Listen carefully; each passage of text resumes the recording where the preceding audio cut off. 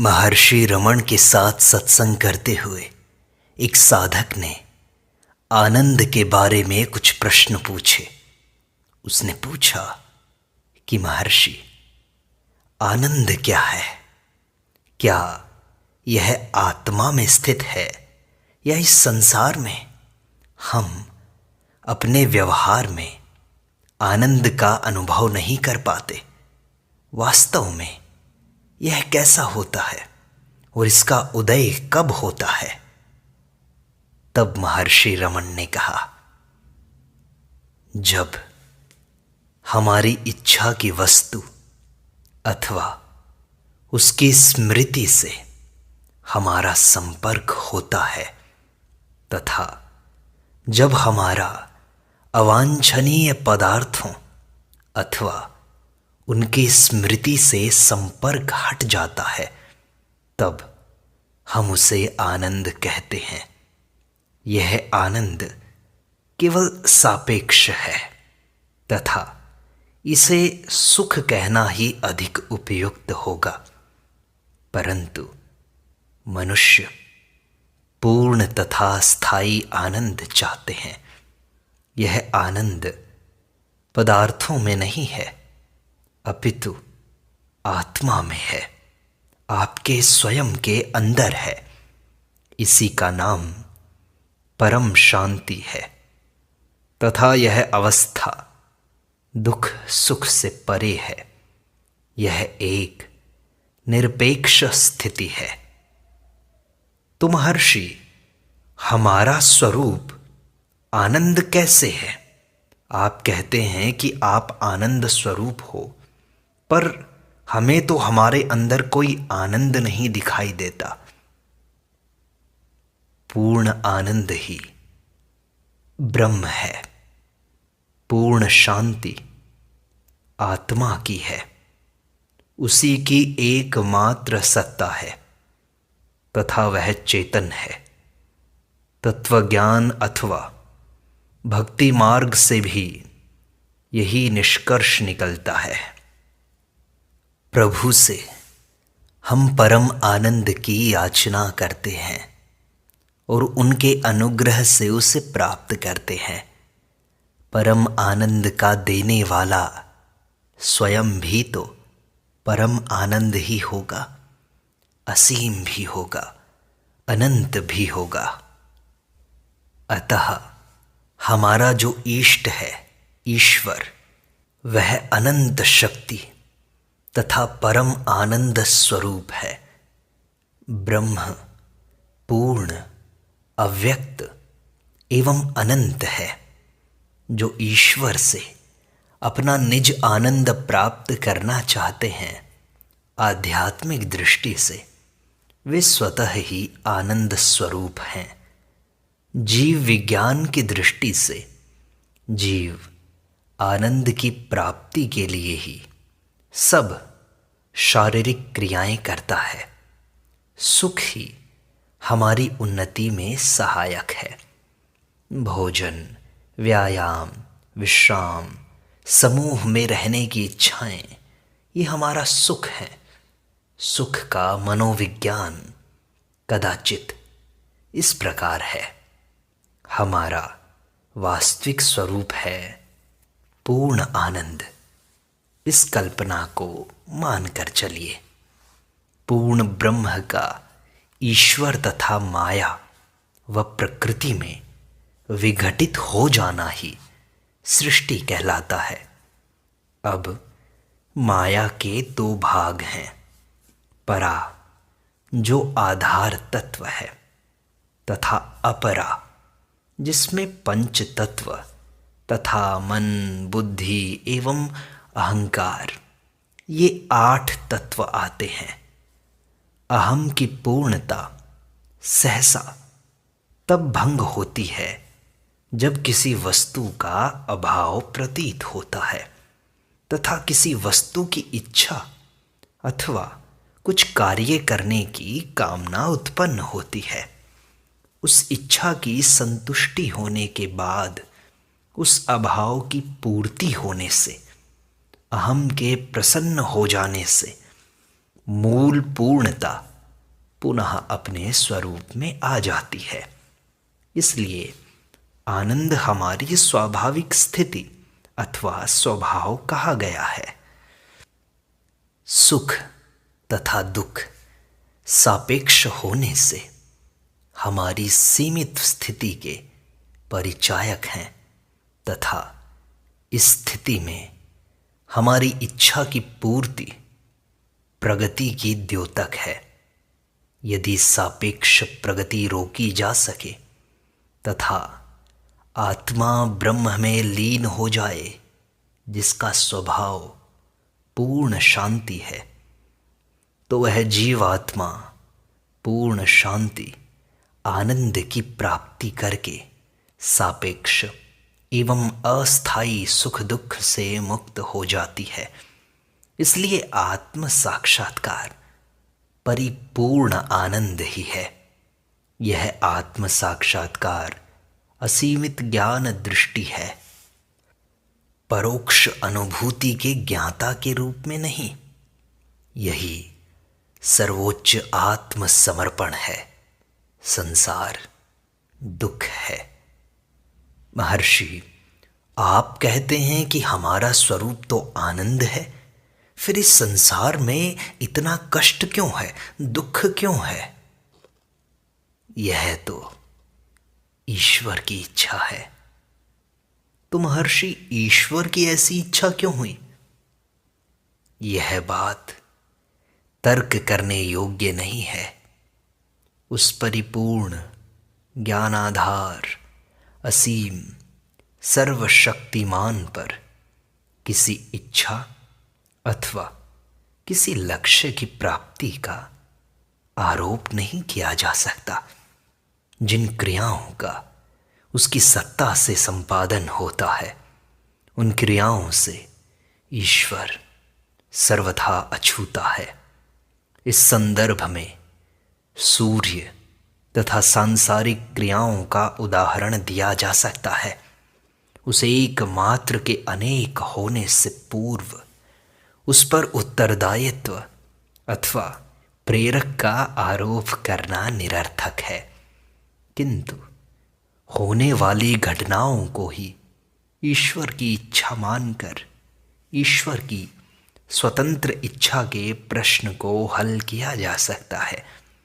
यदि कष्टदायक तथा असंतोषजनक घटनाओं के होने से अथवा किए गए या न किए गए कार्यों से मन उद्विग्न हो जाए, तो अपने उत्तरदायित्व तथा स्वतंत्र संकल्प का भाव त्याग कर स्वयं को पूर्ण ज्ञान का आधार एवं सर्वशक्तिमान ईश्वर के हाथों में यंत्र मात्र मानकर उनकी इच्छानुसार कार्य किया जाए एवं सुख दुख भोगा जाए। यही बुद्धिमानी है। सारे भार को ईश्वर वहन करता है तथा हमें शांति प्रदान करता है। महर्षि, फिर हमें आनंद की प्राप्ति कैसे होगी? क्या मार्ग है उसका? आनंद कोई प्राप्त करने की वस्तु नहीं है कि जिसे तुम प्राप्त कर लो। इसके विपरीत तुम निरंतर आनंद हो। आनंद की इच्छा अपूर्णता के भाव से उत्पन्न होती है। यह अपूर्णता का भाव किसको होता है, यह तुम्हें खोजना है। गहरी नींद में तुम आनंद सहित थे, पर जागने पर तुम वैसे नहीं हो। उस आनंद तथा अब की निरानंद अवस्था के मध्य बाधा क्या है? बाधा अहंकार है। उसके मूल की खोज करो और जान लो कि तुम ही तो आनंद हो। कुछ भी नया प्राप्त नहीं करना है। इसके विपरीत तुम्हें तो केवल उस अज्ञान से बचना है जिससे तुम समझते हो कि तुम आनंद से भिन्न हो। यह अज्ञान किसको है, यह तुम्हें जानना है। यह अज्ञान अहंकार को है। अहंकार के मूल को ढूंढ लो, तब अहंकार नष्ट हो जाएगा एवं आनंद ही रहेगा। आनंद नित्य है। तुम वही हो, यही हो, अभी हो। सारे संशयों के निवारण के लिए यही सर्वोत्तम उपाय है। संशय मन में उदय होते हैं। मन की उत्पत्ति अहंकार से है। अहंकार आत्मा से उदय होता है। अहंकार के स्रोत को खोजो तो आत्मा प्रकट होगी। केवल उसी की सत्ता है। यह संपूर्ण जगत आत्मा का ही विराट रूप है। यह आत्मा से भिन्न नहीं है। महर्षि, आनंद प्राप्ति का सर्वश्रेष्ठ मार्ग क्या है फिर? व्यक्ति ज्ञानी है या अज्ञानी, उसके अनुसार भेद होगा। ज्ञानी की दृष्टि में आत्मा से परे, आत्मा से भिन्न कुछ भी तो नहीं है। सब आत्मा में है। यह अनुमान मिथ्या है कि जगत है, उसमें एक शरीर है तथा उस शरीर में तुम निवास करते हो। यदि सत्य जान लिया जाए तो जगत तथा उसके परे जो भी कुछ है केवल आत्मा में ही प्रतीत होगा। व्यक्ति की दृष्टि के अनुसार भिन्न दृष्टिकोण होता है। दृष्टि आँखों से है। नेत्र कहीं एक केंद्र में स्थित होंगे। यदि तुम स्थूल नेत्रों से देख रहे हो तो तुमको दूसरे भी स्थूल ही दिखाई देंगे। यदि सूक्ष्म दृष्टि से देखोगे तो दूसरे भी सूक्ष्म ही दिखाई देंगे। यदि नेत्र आत्मा हो जाएं तो आत्मा के निस्सीम होने के कारण नेत्र भी निस्सीम हो जाएंगे। आत्मा से भिन्न दिखाई देने को अन्य कुछ भी तो नहीं है। महर्षि, हम एक बार आनंद प्राप्त कर लेते हैं, ज्ञान प्राप्त कर लेते हैं, आत्म साक्षात्कार को पा लेते हैं। एक बार पाने के बाद क्या वो आनंद फिर से नष्ट हो जाता है? पहली बार प्रकट होने के बाद ज्ञान को स्थिर होने में समय लगता है। आत्मा निश्चय ही प्रत्येक के प्रत्यक्ष अनुभव में है, किंतु उस रूप में नहीं जैसा किसी की कल्पना में है। वह केवल यथावत है। यह अनुभव समाधि है। जिस प्रकार मंत्र शक्ति तथा अन्य विधियों से अग्नि जलाती नहीं है, जबकि सामान्यतः अग्नि का स्वभाव है जलाना, दहन करना, इसी प्रकार आत्मा वासनाओं से ढकी रहती है तथा वासना रहित अवस्था में स्वयं को प्रकट करती है। वासनाओं के घटने बढ़ने के कारण ज्ञान को स्थिर होने में समय लगता है। अस्थिर ज्ञान पुनर्जन्म को रोकने में समर्थ नहीं है। वासनाओं के साथ साथ रहते आनंद, ज्ञान स्थिर नहीं रह पाता। यह सत्य है कि महान गुरु के सानिध्य में वासनाएं क्रियाशील नहीं रहती हैं। मन शांत हो जाता है एवं समाधि हो जाती है। जिस प्रकार अन्य विधियों से अग्नि जलाती नहीं, उसी प्रकार गुरु के समीप रहने से शिष्य यथार्थ ज्ञान तथा वास्तविक अनुभव प्राप्त कर लेता है। इसमें दृढ़ रहने हेतु आगे प्रयासों की आवश्यकता है। वह अपने स्वयं का वास्तविक अस्तित्व जान लेता है और इस प्रकार अपने ही जीवन में नित्य आनंद पा लेता है और मुक्त हो जाता है। नेत्र बंद करके समाधि प्राप्त करना उत्तम है, किंतु व्यक्ति को इससे भी आगे जाकर अनुभव करना है कि कर्म तथा अकर्म एक दूसरे के विरोधी नहीं है। कर्मशील रहते हुए समाधि न रहने का भय अज्ञान का चिन्ह है। समाधि प्रत्येक व्यक्ति का स्वाभाविक जीवन होना आवश्यक है। हमारे कर्म व अकर्म से परे भी एक स्थिति है। जब तक वह अवस्था प्राप्त न हो जाए, प्रयत्न की आवश्यकता है। उस आनंद का एक बार भी रसास्वादन करने के पश्चात मनुष्य उसे पुनः पुनः प्राप्त करने का प्रयास करेगा। एक बार भी उस शांति के आनंद का अनुभव करने के पश्चात कोई भी उससे अलग नहीं होना चाहेगा, न अपने आप को अन्यथा कर्म में लगाएगा। ज्ञानी के लिए संकल्प करना उतना ही कठिन है जितना कि अज्ञानी के लिए संकल्प शून्य होना। सामान्य व्यक्ति कहता है कि वह स्वयं को नहीं जानता। वह बहुत से संकल्प करता है और बिना संकल्पों के नहीं रह सकता। ज्ञानी किसी भी प्रकार के कर्म से प्रभावित नहीं होता। उसका मन सदैव ही शाश्वत शांति में मग्न रहता है। महर्षि, हमें आनंद प्राप्त करना है, क्या हमें ऐसा लक्ष्य नहीं रखना चाहिए? पहुंचने हेतु यदि कोई लक्ष्य होगा तो वह स्थायी नहीं होगा। लक्ष्य पहले से ही होना आवश्यक है। हम अहंकार सहित आनंद प्राप्त करना चाहते हैं, किंतु आनंद तो अहंकार से भी पहले विद्यमान है। लक्ष्य में जो कुछ भी है वह हमारे जन्म अर्थात हमारे अहंकार के जन्म से भी पहले से है।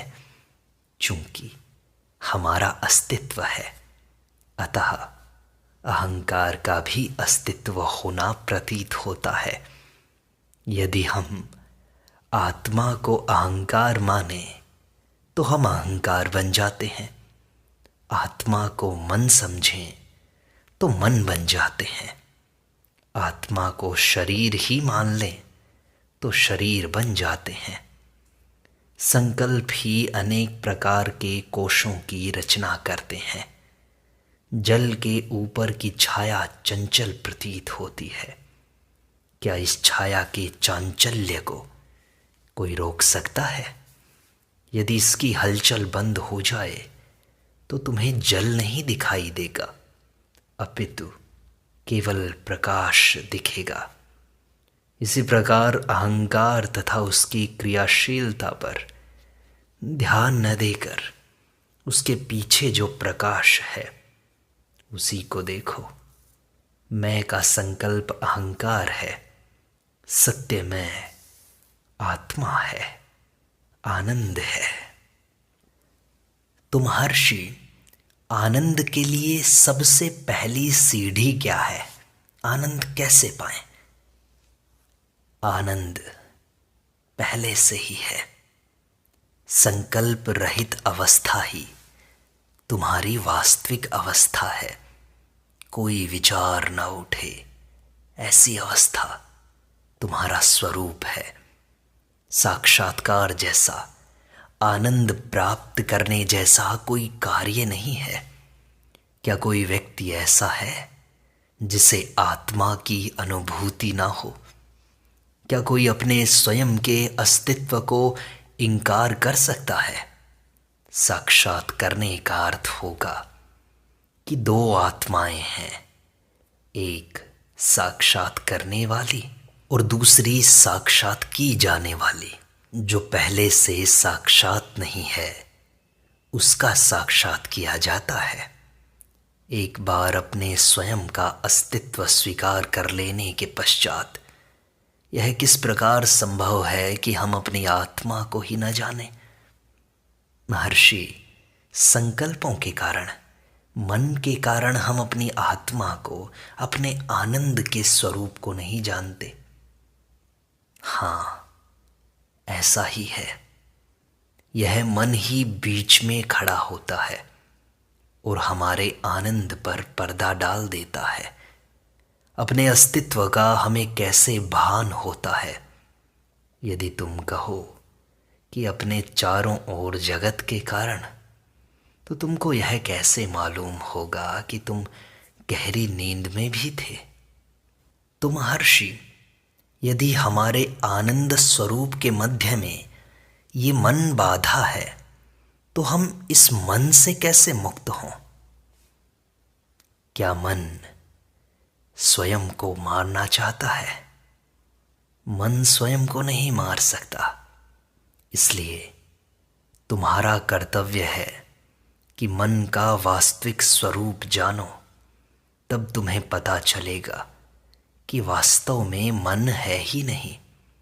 आत्मा की प्राप्ति होने के बाद मन नहीं रहता। आत्मा में दृढ़ रहने पर किसी को मन की चिंता की आवश्यकता नहीं है। महर्षि, एक वृत्ति है आनंद की, दूसरी वृत्ति है भय की। हम भय से फिर कैसे मुक्त हों? भय क्या है? यह एक संकल्प मात्र ही तो है। यदि आत्मा के अतिरिक्त कोई वस्तु हो तो भय का कारण है। अन्य किसी भी बाह्य वस्तु को कौन देखता है? पहले अहंकार उदय होता है और दृश्य पदार्थों को बाह्य रूप में देखता है।